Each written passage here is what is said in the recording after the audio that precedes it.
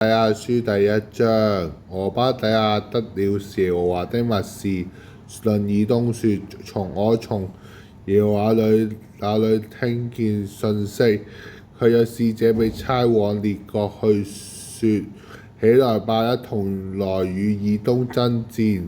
我使以東在列國中為最小，地人大大藐視，住在山穴中，居所在高處的。你因狂妄自欺，心裡說：誰能將我拉下地下去呢？你卻如高大鷹高飛，在星宿之間搭窩。我必從那裏拉你下來，這是耶和華說的。盜賊若來在你那裏，或強盜夜間而來，你竟被剪除，卻不偷竊，直到夠了。摘救葡萄若再來，豈不剩下一些葡萄呢？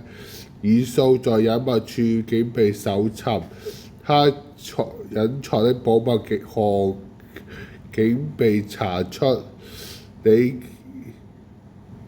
與你結盟的都送你上路，直到交界；與你和好的欺騙你而勝過你，與你一同吃飯的設下網羅陷害你，在你心裡毫無聰明。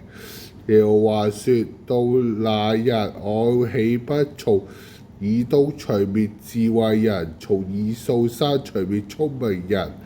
提曼啊，你勇士必驚惶，甚至以掃山的人都被殺戮剪除，因你向弟兄雅各行強暴，羞愧遮蓋你，你也必永遠斷絕。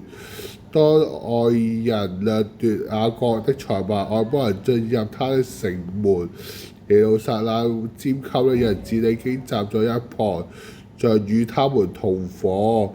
你弟兄遭患的日子，你不當瞪眼看着；猶大人被滅的日子，你不當因此歡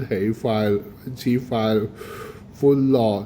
他們遭患難的日子，你不當說狂傲的話。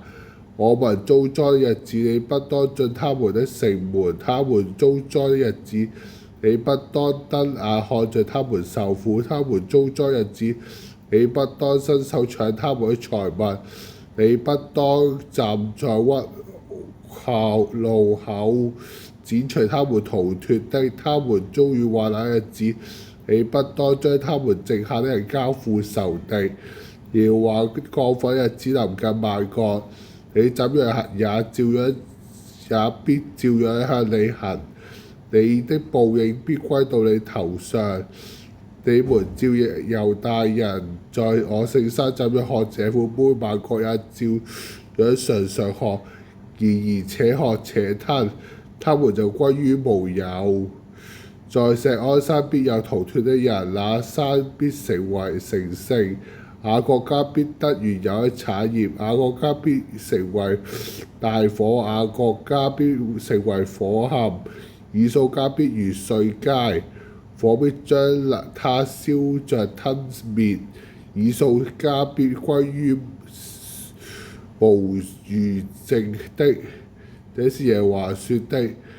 南地的人必得以掃山，高原的人必得非利士的土地，也得以法蓮和撒瑪利亞地。便雅憫人必得基列，在迦南人中被擄的以色列眾人必得到撒勒法，在西法那中被擄的耶路撒冷必得南地的城巴。必有拯救者上來錫安山審判以掃山，國度就歸耶和華了。